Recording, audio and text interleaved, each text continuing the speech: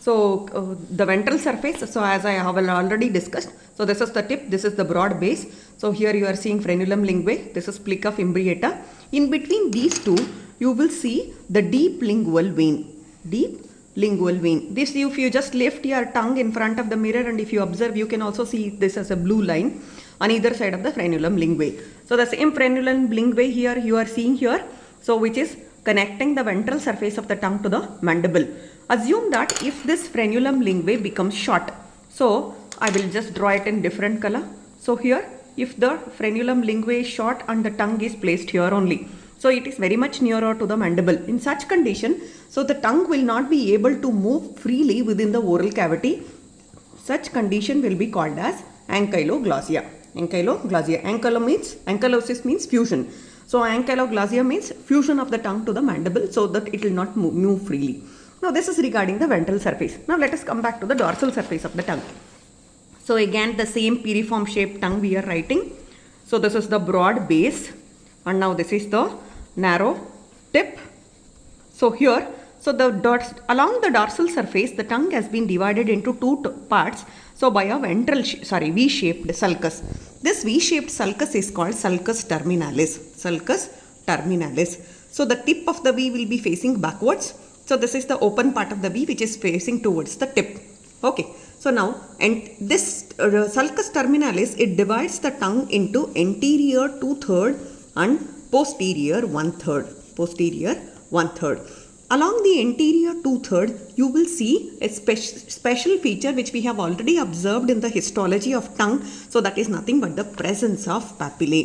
You know what are papillae? So this we have already discussed in the histology of tongue. It is nothing but the surface epithelial projections with a core of lamina propria. We had already discussed about the different types of papillae also in the histology of tongue. So this we had classified as gustatory papillae and then the masticatory papillae.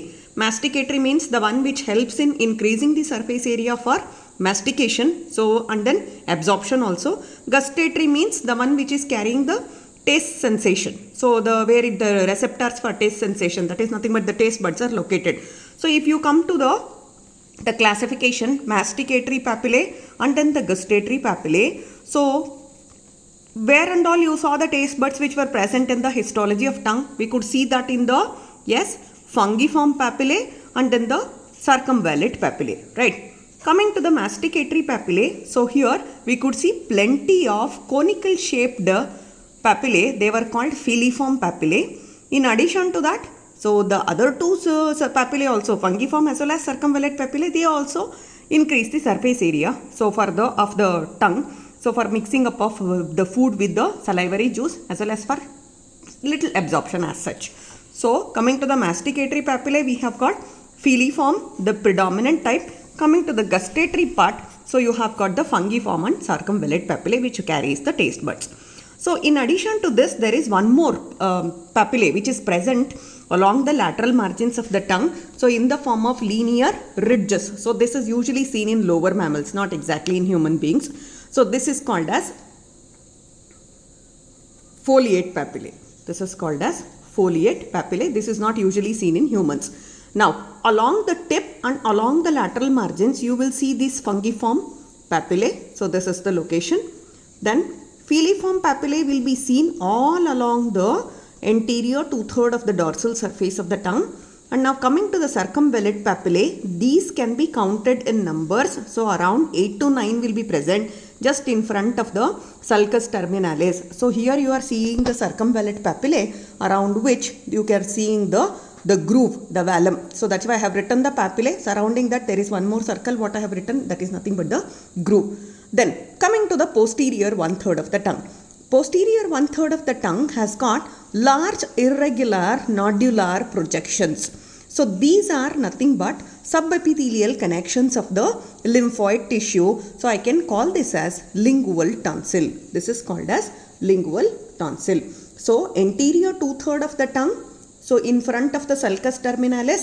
So you can see it is bearing the different types of papillae. So then coming to the posterior 1/3 of the tongue, it is nothing but the subepithelial aggregation of the lymphoid tissue. The sulcus terminalis itself, the V-shaped sulcus terminalis, near the apex of the sulcus terminalis, you can see there is a small depression. This depression will be called as foramen cecum. This represents the point from where the thyroid gland will be developing. So from the thyroglossal duct. So this point mentions the origin of thyroglossal duct from the development of the tongue.